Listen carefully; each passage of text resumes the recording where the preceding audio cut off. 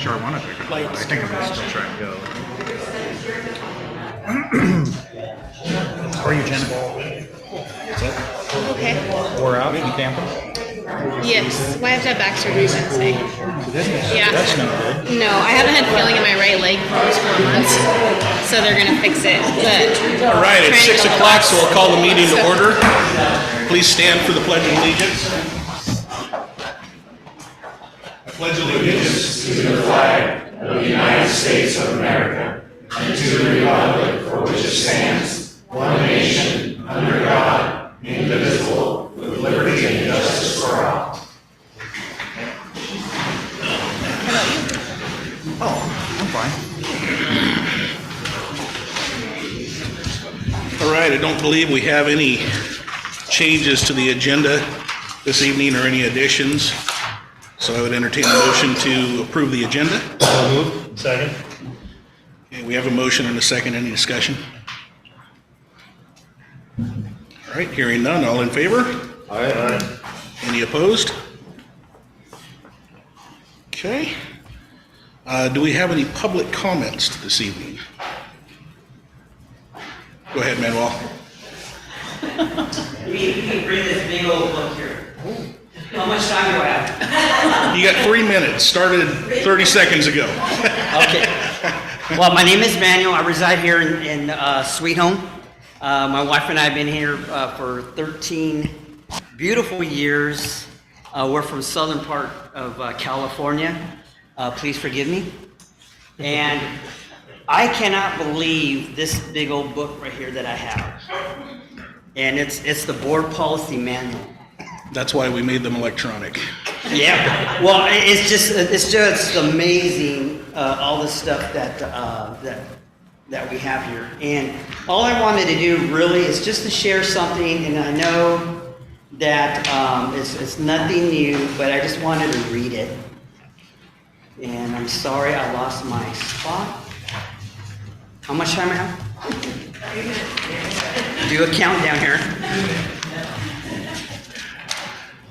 And I almost believe you guys did this on purpose.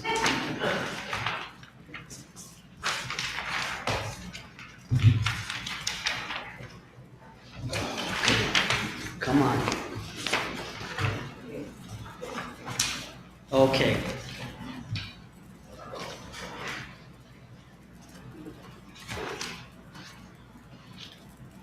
KB, KC. No, what happened?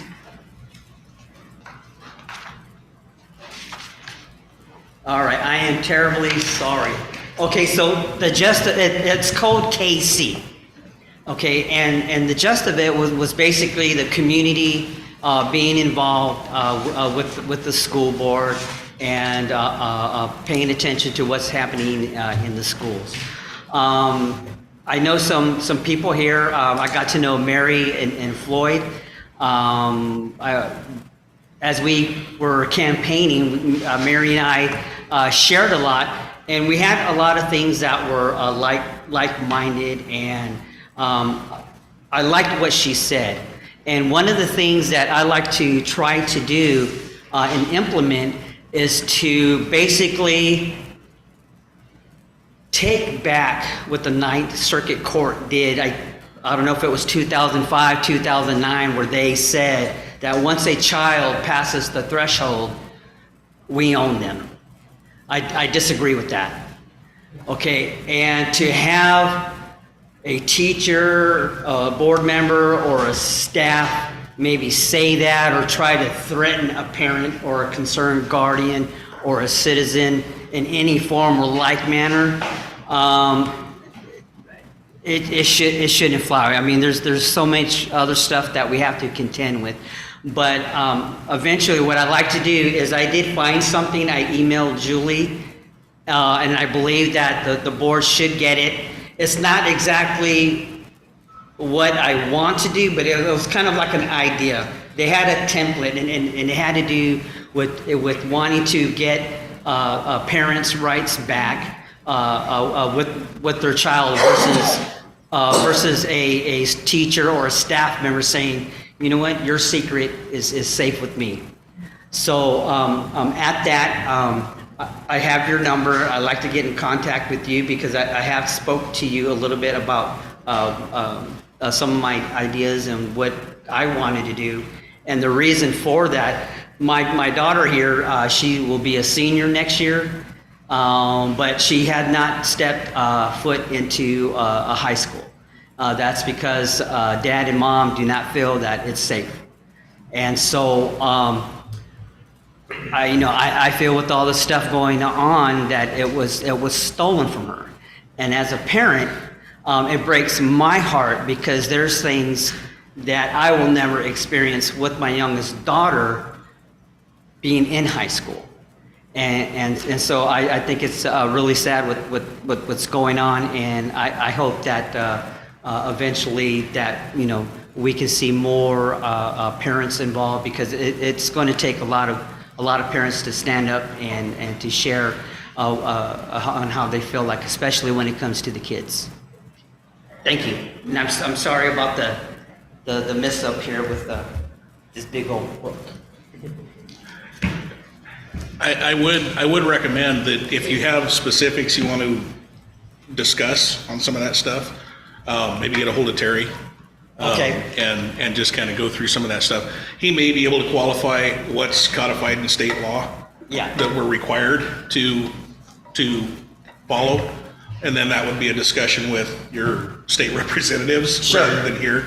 But that'd be a great place to start. Okay, on that. thank you. Thank you. Yeah.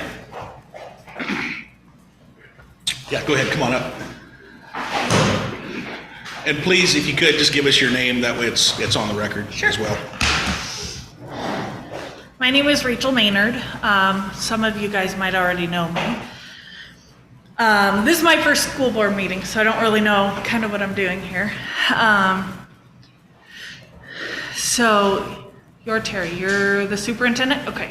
How long have you been the superintendent?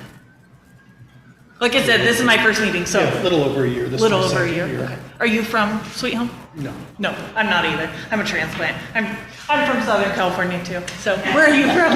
Southern California. Oh, okay. Mission Viejo, Orange County. It makes it worse too. Sorry. Like I said, it's my first meeting. I've always felt this school district in particular has handled school issues appropriately. But now I'm here. My husband is a Sweet Home native. Like I said, I'm a transplant. We wanted to raise our family here because Sweet Home takes care of their own, and Sweet Home is a small town. I'm here in regards to Mr. Augsburger being moved. Just wait one moment. We, unfortunately, with legal constraints and things, we can't discuss specific employees and situations around that. Okay. It's in public meeting law. It has to do with dealing specifically with specific employees. Okay. So, So how do I go I about would this? recommend, if you have concerns, again, sit down with Terry and maybe have a conversation with him. Unfortunately, that's the situation that we're in as a board. Okay. And actually this is the superintendent's decision as well. Okay. So, it's really up to him to run the district and therefore move the pieces where we think they would be best suited for the students and for the district. So And there's no voting on that? It's just his decision? Nothing That- against you, like I said, my first meeting, I'm just trying to figure out how this works. it's similar to the way a business would work where he acts as the CEO. So the day-to-day decisions are his. The board handles policy and contracts and things like that.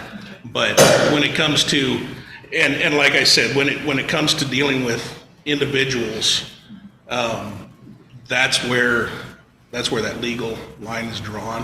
Okay. And so we can't have those discussions in open session. So it's not voted on or anything like that? No, it isn't. That is the superintendent's decision as to staffing. You might see us approve, we'll do this later on, we'll approve hirings. Okay. Really, that means very little. That is a technicality is all it is. The hiring is done at the building level first, but then runs through the superintendent's office.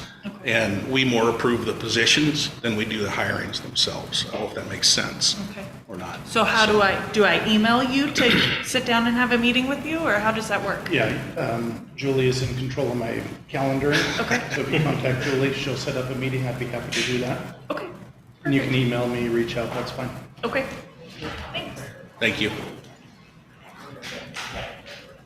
Any other public comments? Yes, go ahead. I'm her mom. I just have a question. I don't know if any of you, I have a home here in Sweet Home, but I also live in Southern California, so I'm a dual citizenship, if you will. My question about this situation is there anything in the records that say that we can't discuss as a community?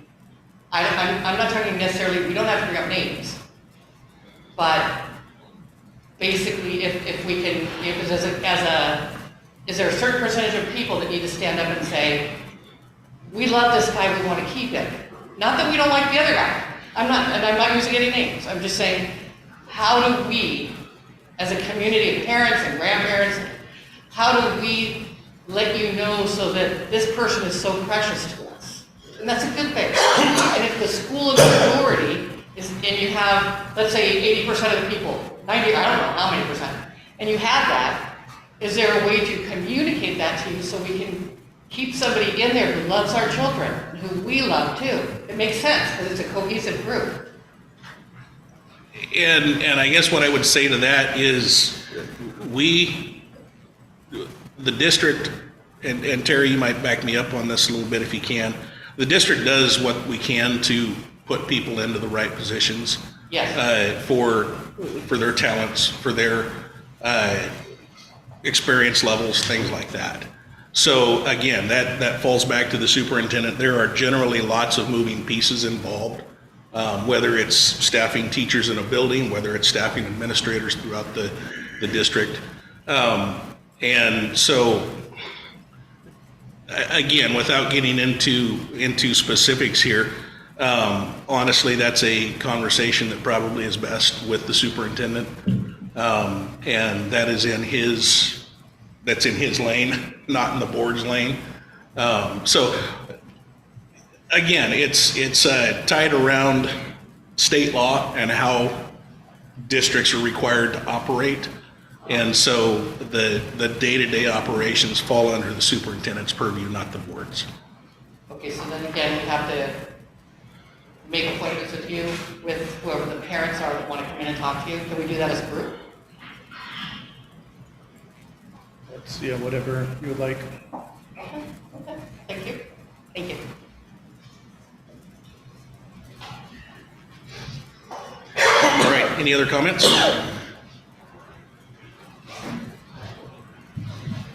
Okay. Student and personnel reports, certified and classified representatives. I know Steve isn't here tonight, but Michelle Snyder is, so I will let you introduce yourself, even though I kind of just did. You'll see me again in a second here, and they told me I had to sit, which is not my thing, but I will. I like to stand. But I'm Michelle Snyder, and I wanted to introduce myself as the Union Vice President for Certified Staff. Steve Thorpe is our president, but he and I work very closely as a team to support our staff, and I don't have anything to report other than our relationship with the district office has been phenomenal, and that we are in an amazing teacher shortage. And the things that the district office is doing so that the kids in our community can be educated this year has been quite incredible. And the adults on our staff that are taking on roles that they normally haven't taken on in order to cover some of those shortages, it has been quite amazing. And I'm looking forward to the beginning of the school year. Thank you. And I don't see Velma out there, so I'm assuming the classified's not going to speak this time. So superintendent's report. Terry, I'll turn it over to you. Okay. First item there, directors and administrators have returned. All of our directors are back, our building admin are back, and our secretaries will be coming back next week. So we're coming back, opening back up the doors. There was concerns about the information on the website, so we got that popped right up to the front page so that it's easy for parents to see when their students start and all of the startup information. We have number 2 there, new teacher orientation is August 21st. There is a lunch with that, and board members are invited to attend that if you're able to. And then on the 28th is our district-wide in-service, and that's when the entire district will come together. We have rolls and coffee to start out the day, and there will be lunch as well there. So if you were able to join us, we'd love to recognize you in front of the entire district and have you join with us in that. Strategic plan progress, number 4, starting off with Pillar 1, Outstanding Achievement. Our Director of Teaching and Learning, Barbie Riggs, I've asked her to speak regarding our recent curriculum adoption.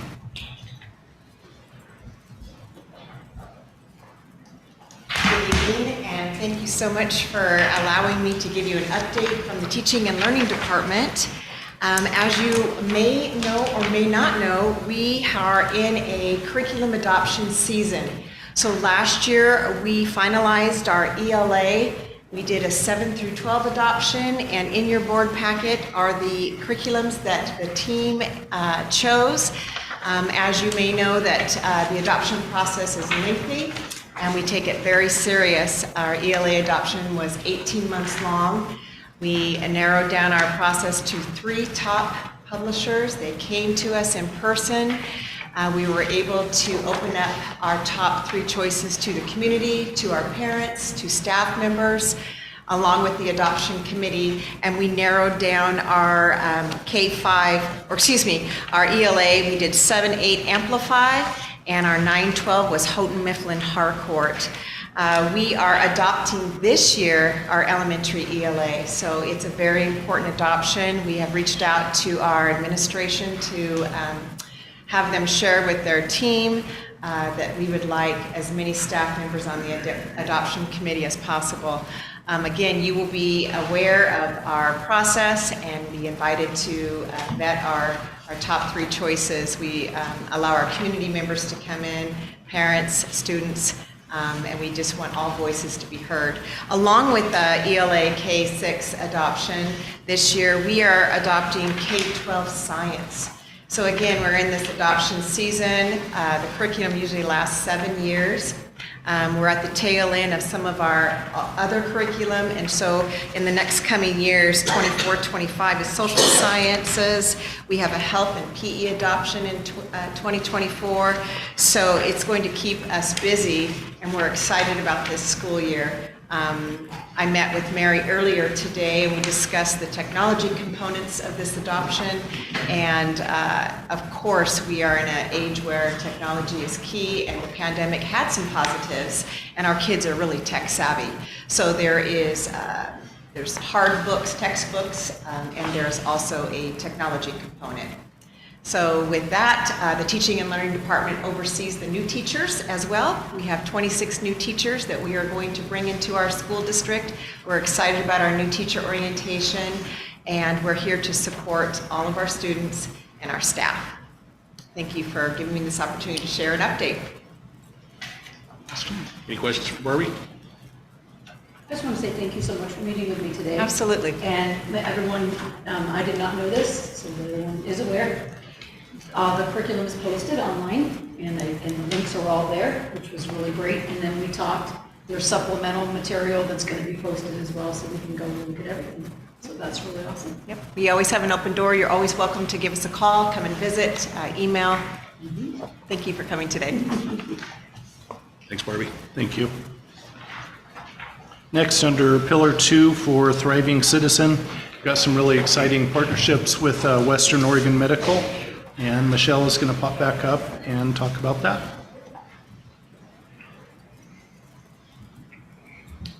Will my presentation go up there? I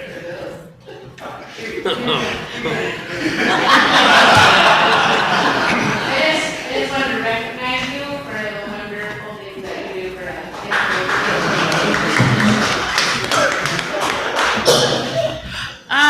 So normally I am in charge of my own technology, so this is new and uncomfortable for me. I don't like to give up control.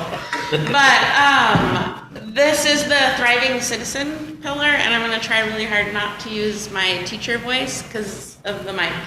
But we are starting a new pathway. Well, it's not really new. We're expanding a pathway that we've had at the high school that we're super excited about. We talk about with our students the healthcare worker shortages in the United States and the many opportunities that these students have available to them. A lot of people think that the only healthcare occupations are nurse and doctors, and we're exposing Sweet Home students to so much more than that, and that's what I'm here to talk about. We partner with two other groups, the MIKE program, and MIKE stands for Multicultural Integrated Kidney Education, which it's the person who founded it had a kidney issue, and they started this program to help students in communities of need that are underserved get access to health occupations, careers, but we don't focus on kidneys. It's just what they named it because of the founding issues, health issues. We also partner with Western University of Health Sciences, which is in Lebanon, right near the hotel there. It's a beautiful campus. These two programs, we started this actually in the middle of COVID, which was incredible. We were not on campus. These two groups came to us, asked us to be a pilot program, and I thought, how in the world can we make this successful on Zoom? But we did. One of my favorite stories is Marin Weld. Her parents own Buck Sanitation, and while we were distance learning, she was apparently in charge of cleaning their facilities, but she never wanted to miss MIKE meeting, so she had her phone like set up, and she has, up like this so we can see her. She's got gloves and a mask, and she's cleaning toilets the whole time so that she can be a part of that. That's how amazing the med students are with our students, that they were able to do that during COVID, where all I could do was get black screens on my computer, so I wasn't as good as those guys. What I want to tell you about is what we have available at the high school. Currently, we've had for a very long time 1 full credit of anatomy and physiology, but just last year, for the first time, we were able to offer college credit. So students can opt in for the college credit. There's no limitation to any students that want. The curriculum is available for all level of kids, and then they can opt into the college credit if they wish. I can't remember exactly if it's 2 or 3 years. We've been offering a half a credit of medical terminology. Again, that is an opt-in for college credit. And this year, super excited to add a half a credit of sports medicine and a half a credit of intro to health occupations. The pictures I've included there, the students learn about sutures. My med students come to our campus and they're quite amazed with the equipment that we have. They're like, that is not the level of suturing equipment that we were given in med school. So we have very nice equipment, and the students get to learn about suturing. We do phlebotomy exercises, so I have a phlebotomy arm, and then they learn the muscle groups and different parts of the body with an amazing skeletal system that we have that includes clay. So the students are actually building the organs and putting them in the body where they belong. So the partnership opportunities that we had now that we are no longer in COVID and that we get to actually interact with the students and the MIC program. Once a month, we meet typically on Zoom. And that's just because we try to meet as often as we can. And this reduces the amount of transportation required and students missing school. So we do once a month on Zoom, and then the second time that we meet, either the med students are on our campus meeting with my students, or we are on their campus doing things in at the university. And the amazing opportunities that we've gotten to do, and the picture that's there is we're just getting ready to go into the cadaver lab. I had 46 students, I think, total, somewhere in there last year. It was optional. None of these activities are ever required.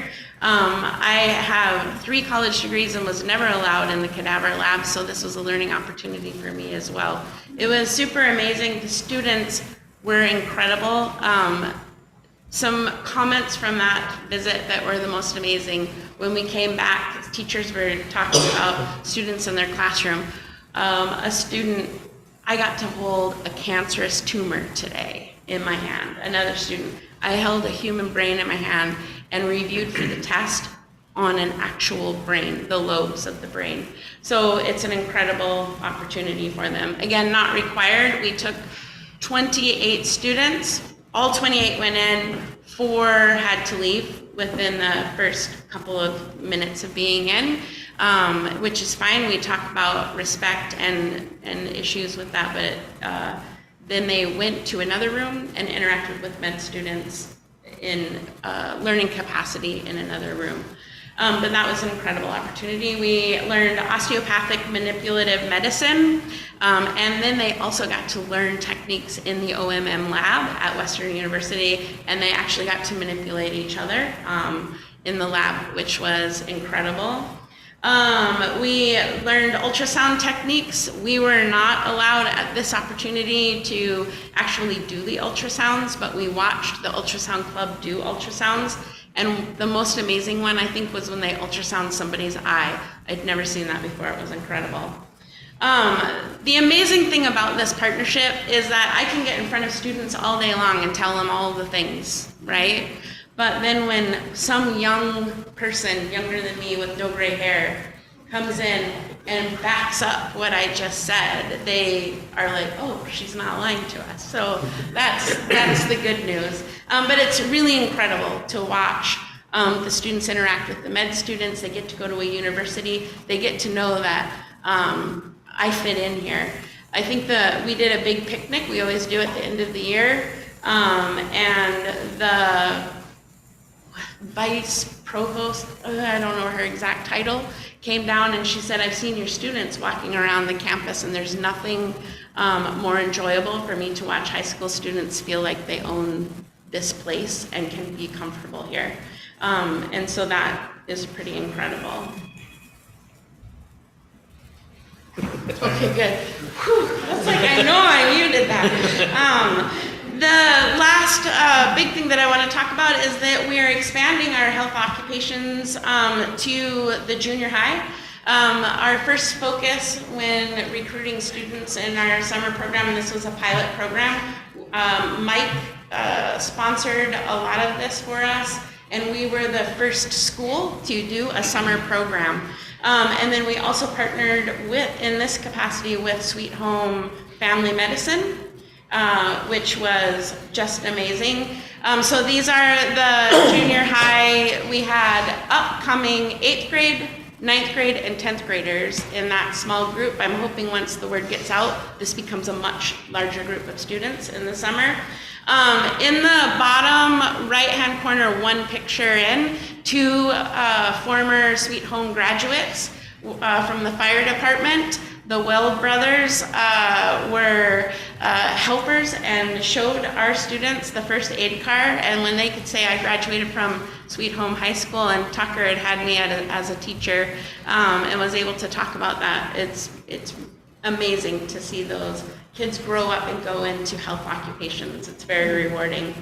But we did, in this particular case, they had a pregnant woman come to the clinic who volunteered to allow them to ultrasound her, and the students actually got to do the ultrasound for the first time, which was incredibly amazing. And they did PPE, how to put that on, how to take vitals, suturing, phlebotomy arms, lots of amazing things. And it was a 2-day camp. One day was all at Sweet Home Family Medicine, and then the second day was completely run by the med students on campus.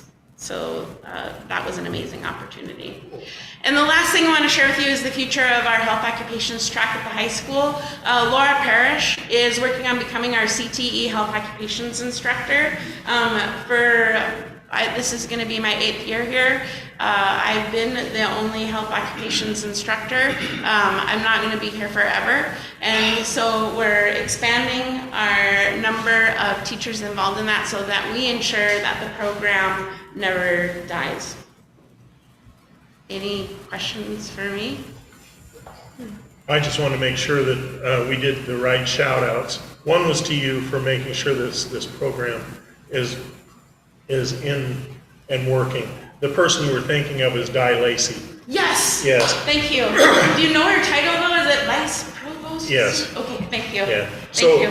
So she worked with our community health committee. Yes. And that's how this got set up. And fortunately, we had a great individual named Larry Horton that took this on and pushed it. And I wanted to make sure that they got, their recognition for what they've done. Thank you so much, because both of those people have had a huge impact on me in my classroom. Larry has been phenomenal, and so thank you for remembering to give those 2 shout outs. And Di Lacey has done incredible things, and I don't know, since you were on that committee, if you know about our poster contest, but we have students for the last 2 years that we've done it, and they have won amazing prizes as well.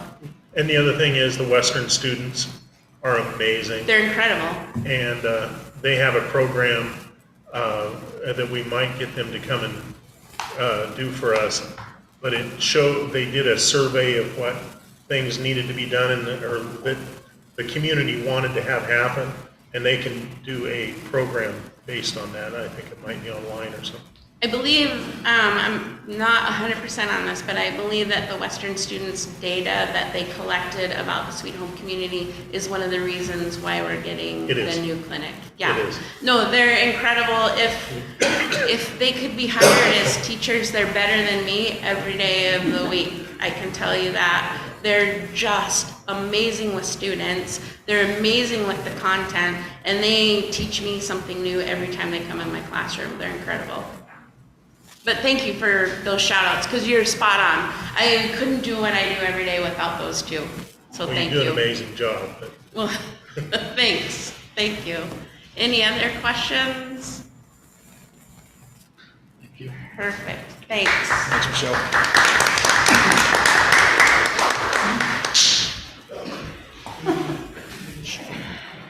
Next up is a follow-up to a question that came up during our last board meeting under Thriving Community. We're going to speak about nutrition services. Kevin will do that for us. And the working meal that was provided tonight was from our nutritional services department. Okay, thanks, Terry. It's It was great amazing. to be able to talk about food. Just to kind of give you some information about our nutrition services program.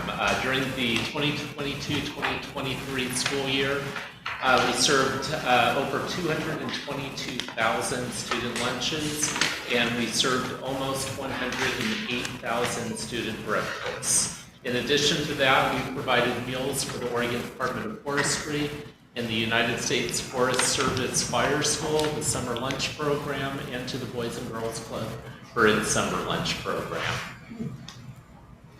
The cost of all of this to Sweet Home students For some reason, it's not showing in that box, but it should say 0.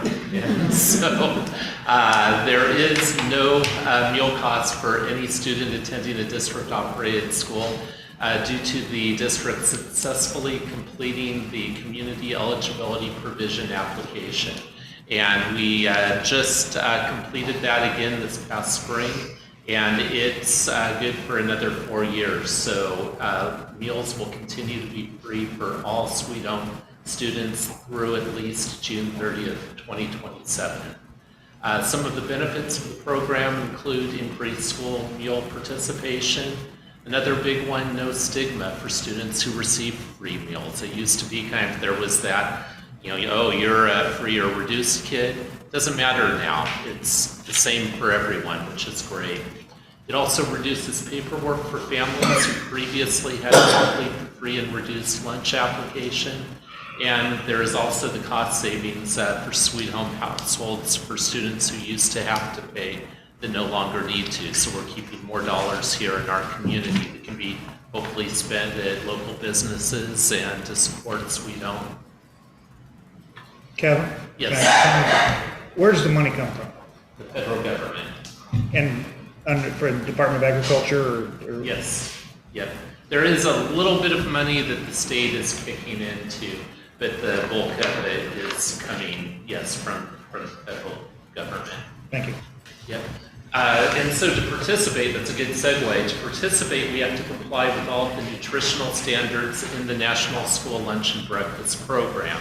I just have one of 80 pages there that you can see. So there are a lot of requirements on us to be able to do this, but we believe it's definitely worth it to do so.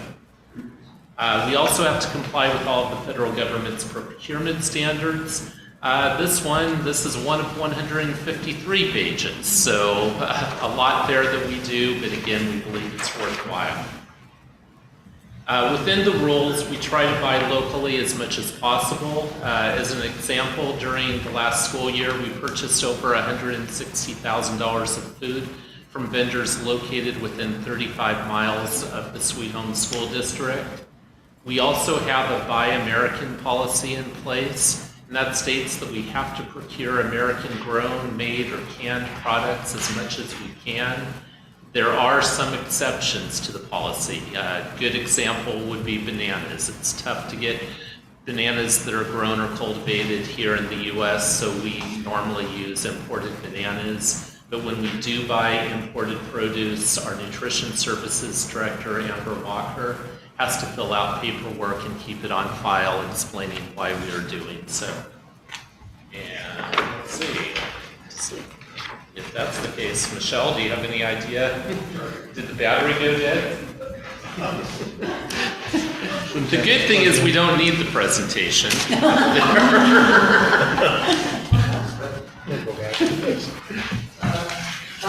Okay. Well, hey, we'll just continue on. So some challenges to buying more locally. There are quite a few challenges. An example of one would be menu planning. We try to be planning our menus over a month into the future, and so we need to be sure we have the ingredients here that to serve what we have planned. Another big concern is that we have limited storage space, especially limited refrigerator and freezer storage space. Because of that, we use Sysco, which does a great job of delivering food to us every week, typically on Mondays, and so what we know we're going to get what we need, and we know when we're going to have it arrive to us. With that said, we definitely want to take advantage of opportunities. A lot of our produce does come from the local geographic area. Thanks, Michelle. But we do rely on Sysco quite a bit to make sure that, especially given the quantity of food that we're serving, that we have it here and that we can make what we say that's going to be on the menu. Another thing that's worth mentioning, we're very proud of our local nutrition services staff. If you go to a lot of other school districts, you'll see that they've contracted out their nutrition services program. One of the big players is a company called Sodexo. It's a European-based company, just here in the mid-Willamette Valley and over to the coast. Albany's program is run by Sodexo. Salem-Kaiser's program is run by Sodexo. Lincoln County's program is run by Sodexo. When you look at those pages and pages of compliance items, it's sometimes helpful because they're doing this for thousands of districts across the nation. So it is a bigger burden on us to have to be the ones that are making sure we're in compliance. But by doing that, we have local control here. So really, it's Amber Walker and her staff that are making the decisions for our nutrition services program versus someone that, ultimately, if you follow the money with Sodexo, is in Europe. And so we're really proud of our local staff, and I wish right now, if we had the PowerPoint up here, you would be seeing a really great picture of them. But It's IT's fault. They gave us a new computer for the boardroom. no problem. But with that, just want to end it with kind of an invitation to all of you.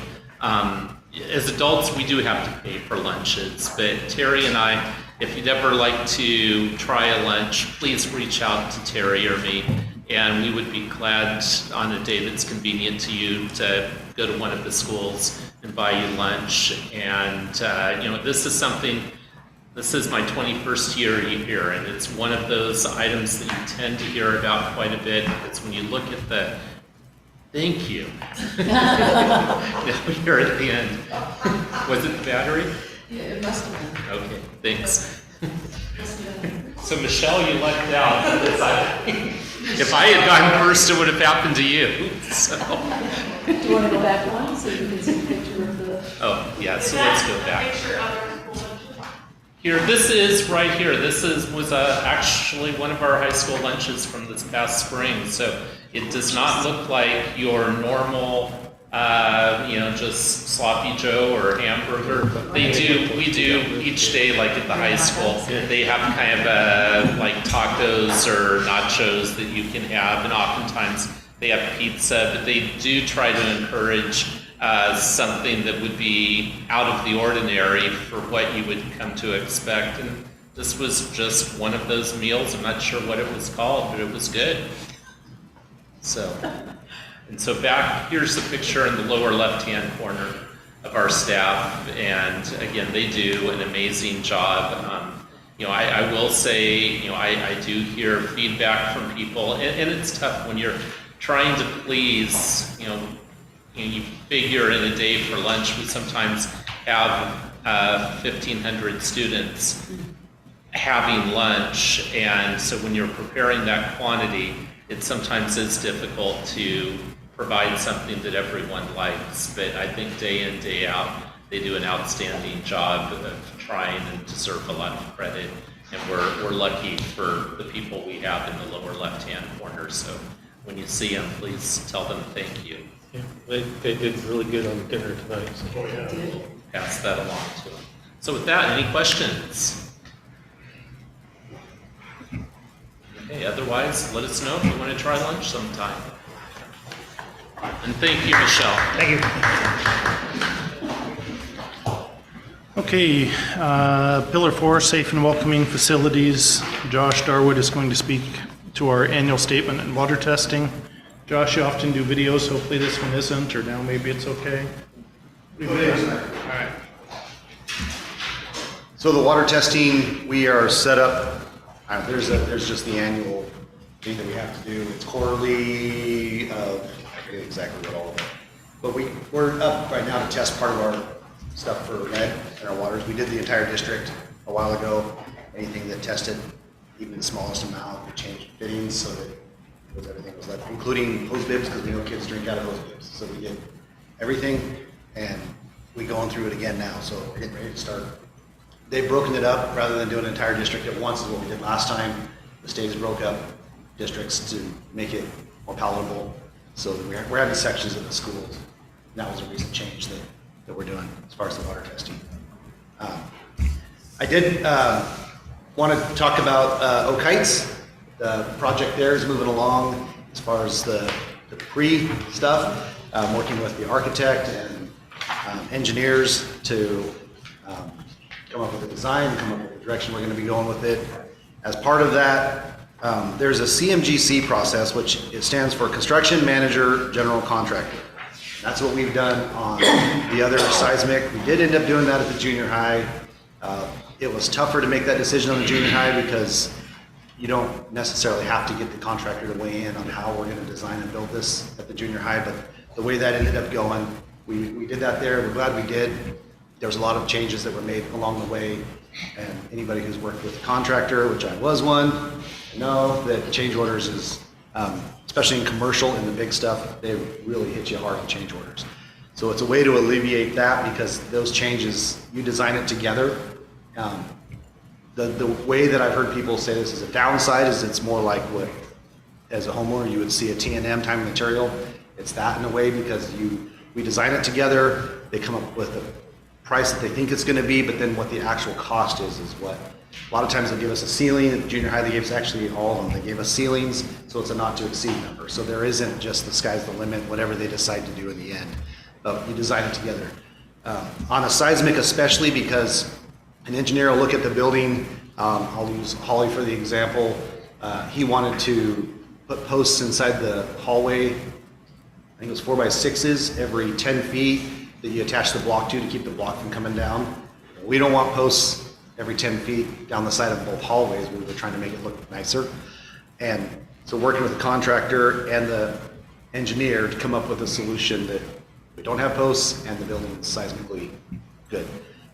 So that's the CMGC process. Did you have anything you wanted to add to that? Really what it is to use that rather than to go with the traditional hard bid approach. The school board has to grant that approval, and so we'll be coming to you in September with that request to approve that. And like Josh said, this will be we've done this high school auditorium, Foster, Hawthorne, Holly, so this will be our 5th actual seismic grant project, and the other 4, I take it, home runs with the district using this method. And at the next meeting, you have to have a public hearing as part of that. So the next board meeting, we will have, that's just part of the protocol of being able to do the CMGC process. So that'll be there. I showed you guys a video, I think it was the last meeting, talked about the ceiling tiles and stuff. It's all in, and it was a little slower than we were hoping by a couple weeks. Some teachers were having to be held up a little bit getting into their rooms, but we got it in there. Custodians were able to get their stuff done, and we're getting things. So it's very good. The rooms look good. The schools are looking good. The lighting's much, much better. So it's all good. Any questions for me? All right, thank you. Thanks, Josh. Thanks, Josh. All right, thanks, Terry. So next we have the consent agenda. It's approved minutes from the July 10, 2023 school board meeting. Approve a donation of 200 or 210? 210. 210 $5 gift cards from Oregon Real Estate Professionals to distribute to all 6 schools to be used as positive behavior incentives. Accept a resignation from Addison Roykoff. I'm sorry if I mispronounced that. Language arts, social studies teacher at the junior high effective August 1, 2023. Approve the hire of Ashley Patton, 2nd grade teacher at Oak Heights for the 2023-2024 school year. Approve the hire of Rebecca Robb, biology and integrated science teacher at the high school for the 2023-2024 school year. And approve the hire of Hannah Humphreys, 6th grade teacher at Hawthorne Elementary for the 2023-2024 school year. Make a motion to approve the consent agenda. Second. Okay, we have a motion and a second. Any discussion on any of those items? I have a question about Addison. She wasn't an existing teacher as of last year, is that correct? I'm just curious. She was. She was? Yes. Okay. I just hadn't heard the name. Just kidding. All right, any other questions? Hearing none, all in favor? Aye. Any opposed? Okay, motion passes. So information and discussion, budget update, and insurance information. Kevin? Okay, thanks, Jason. Item 6A in the board packet, First, for the budget update, our fiscal year starts in July and runs through June. So right now, we are 1 month into the fiscal year. The report there shows where we stand compared to both our budget, and also what can be useful is where we stand compared to the same time last year. And you'll notice there are 3 line items that are up the most significant amounts over last year. One is the second line item, classified salaries. I'm looking at the column that shows the year-to-year increase or decrease. And so classified salaries are up primarily because we have some positions this year that we filled that were unfilled last year, and also because we have negotiated higher wages for this year over last year. The other 2 line items that have significant increases are near the bottom.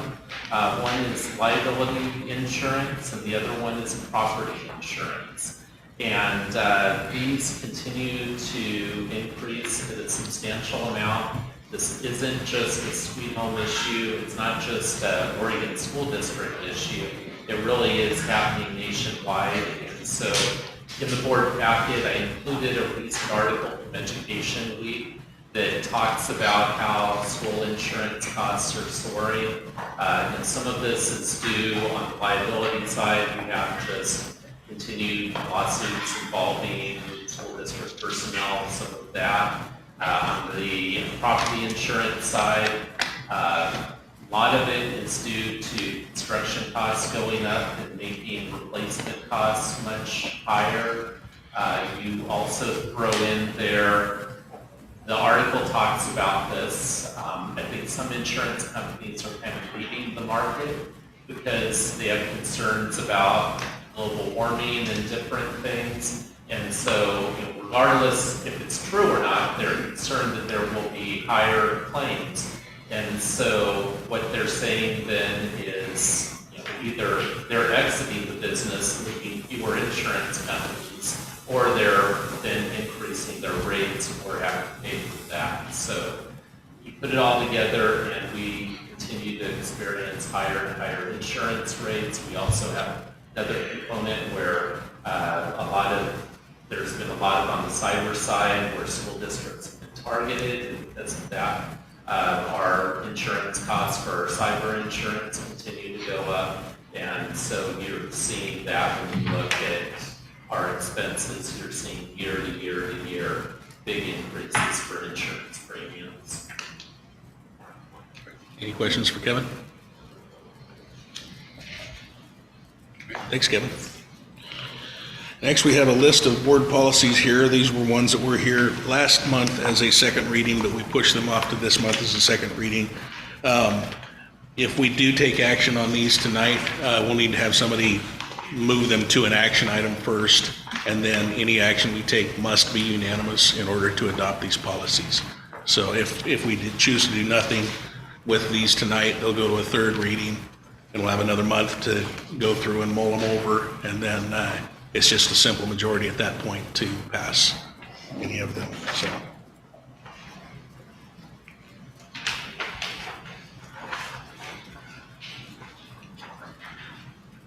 Hearing nobody make a motion, we will drop those and go to a third reading next month.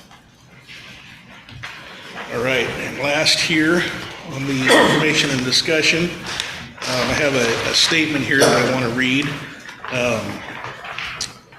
So the Sweet Home School District would like to recognize Don Hopkins for his many contributions to the Sweet Home School District. Don served the district in numerous roles, including Sweet Home Junior High School Vice Principal, Holly Elementary School Principal, Crawfordsville Elementary School Principal, Board Member, Board Chair, Budget Committee Member, and Budget Committee Chair. Most recently, Don and his family established a generous endowment fund with the Sweet Home Alumni Foundation that will benefit graduating Sweet Home High School students in perpetuity. Don passed away on Tuesday, July 25th. So, as a board member that served with Don, I can't say enough about his contributions to this district that go back many, many years. I couldn't even guess how many, probably pretty close to 50 or more years with this district. So, sad situation with Don passing, but health problems and things like that. He's probably in a better place. So again, it's important for this board to recognize the contributions that he's made to this district over the years, and and I appreciate his family. If you're one of those people that does this, just say a prayer for his family. His daughters have all been school district employees and great people all the way around. So 57 years that I know of. 57 years that you know of, yeah. A lot of contribution in that amount of time to the kids in this community. All right, we have no action items. Do we have any board comments tonight? I want to make a comment, just if you, to the board basically, if you get the chance to go to the November OSBA conference, please do so.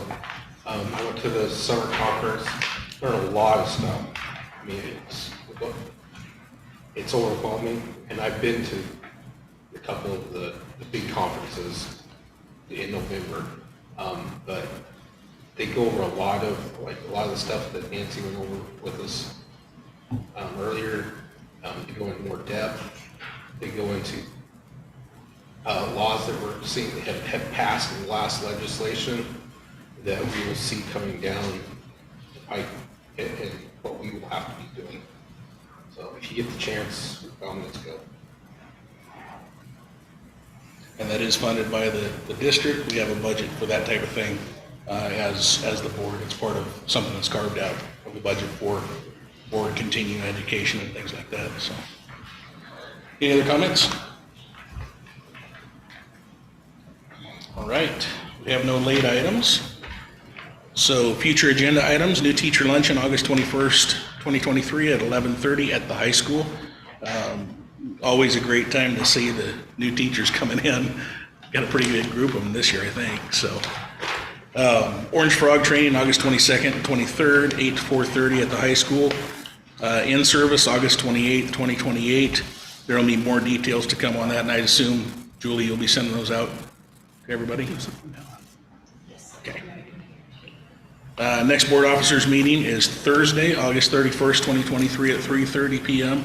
in the superintendent's office. We moved that back a little bit to try to alleviate the potential for late arriving board packets and things like that. So if you have anything you need added to the agenda, please get a hold of us prior to that and we'll have the discussion. And then next board meeting is September 11th, 2023 at 6:30 p.m. here in the district office boardroom. And we are adjourned.